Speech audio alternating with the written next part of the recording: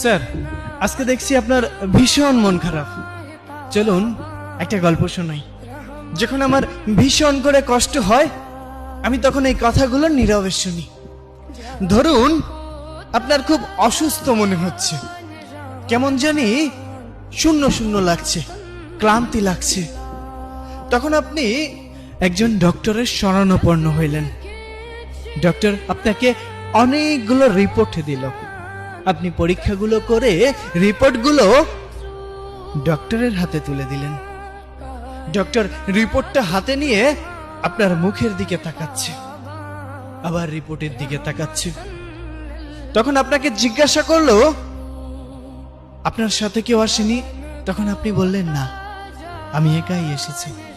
অনেক দিন ধরেই ক্লান্ত মনে হচ্ছে, কেমন জানি মনে হচ্ছে, আমি জানি না।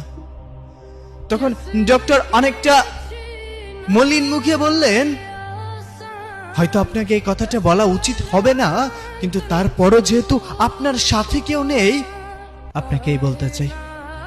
আপনি আর 2 মাস বাঁচবেন। আপনার জীবনের সব ইচ্ছা আকাঙ্ক্ষা সবকিছু পূরণ করে নিন। যদি কোনো কিছু ইচ্ছা অপূরণীয় থাকে, আপনি পূরণ করে নিতে পারেন। এই 2টা মাস আপনি এই পৃথিবীকে দেখে নেন। আপনার যে রোগ ধরা পড়েছে, আমি সে রোগের নাম নিতে চাচ্ছি না, তবে ভেঙে পড়বেন না।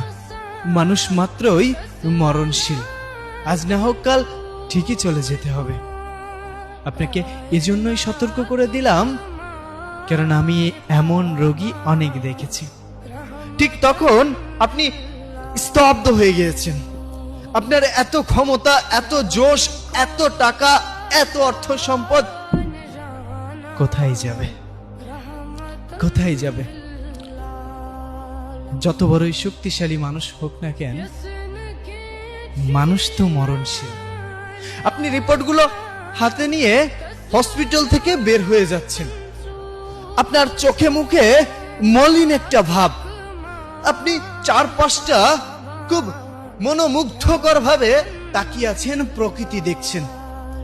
কেমন জানি আপনার এই প্রকৃতি ছেড়ে যেতে মন চাচ্ছে না।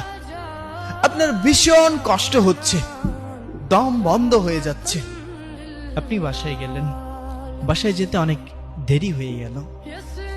তখন প্রতিদিনের মতো আজও বাবা বলে উঠলো, দেখো তোমার গুণধর ছেলে এসেছে, নাও এখন হাত পা ধুয়ে খাবার দাও, খেয়ে আবার বের হোক।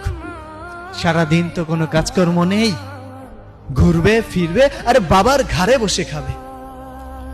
আপনি কথাগুলো শুনছেন, কিন্তু আজ আর কোনো প্রতিবাদ করলেন না। আজ শুধু নীরবে শুনে গেলেন কথাগুলো। ওপাশ থেকে মায়ের কণ্ঠ ভেসে আসলো, টেবিলে খাবার আছে, নিয়ে খেয়ে ঘুমিয়ে পড়। আমি কোনো কথা বললাম না, চুপচাপ টেবিলে গিয়ে খাইতে বসলে। কি মনে হবে? বারবার মনে হচ্ছে খাবার এক এক লুকমা যখন মুখে দিচ্ছেন, আপনার কাছে মনে হচ্ছে এটাই হয়তো শেষ মায়ের হাতের রান্না।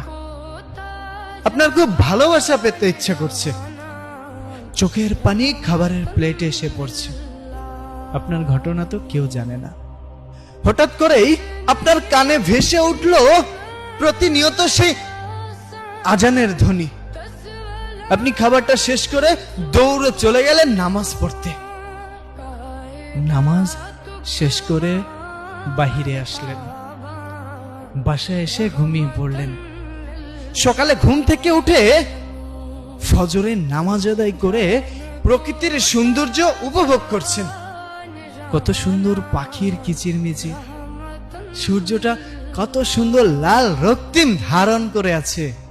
সবকিছুর প্রেমে পড়ে গেলেন।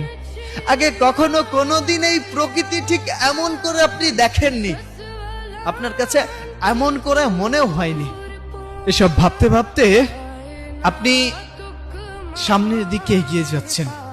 হঠাৎ করেই আপনার সাথে সেই মানুষটির দেখা হলো, যেই মানুষটাকে আপনি একদম সহ্য করতে পারেন না।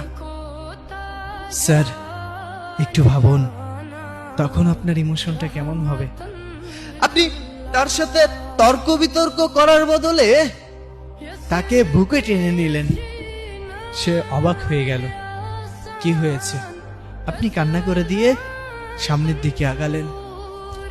পথে ঘাটে যেখানে যার সাথে দেখা হচ্ছে আপনি সালাম প্রদান করছেন। আপনি হঠাৎ করেই দেখলেন রাস্তার পাশে একটা কুকুর শুয়ে আছে।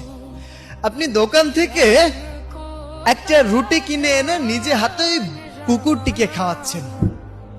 অথচ এভাবে কখনোই আপনি প্রকৃতির প্রেমে পড়েননি।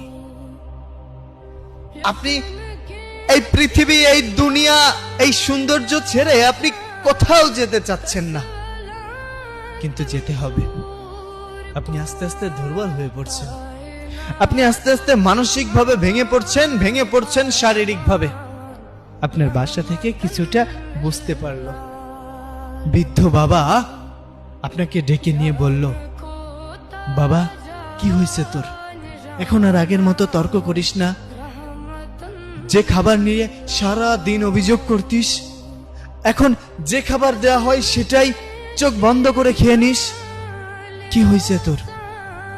তখন আপনি চিৎকার করে দু চোখের পানি ছেড়ে দিয়ে বাবাকে জড়িয়ে ধরলেন। কেমন লাগছে? কষ্ট লাগছে? আপনার কান্না দেখে রান্নাঘর থেকে দৌড়ে এসে আপনার মা আপনাকে জড়িয়ে ধরল।